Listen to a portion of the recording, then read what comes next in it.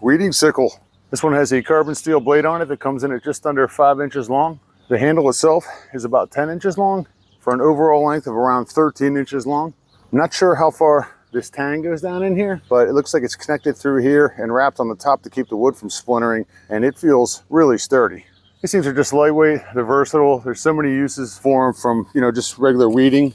Gets underneath of there and it cuts the root out and gets the whole thing out of there, which is what you want. One of the main purposes of this is the weeding itself.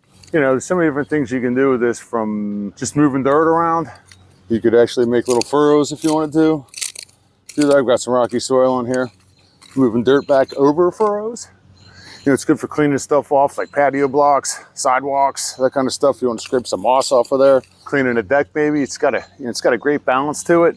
I feel the weight of the head when I hold it in my hand, but it's not really overbearing at all, which I like about it.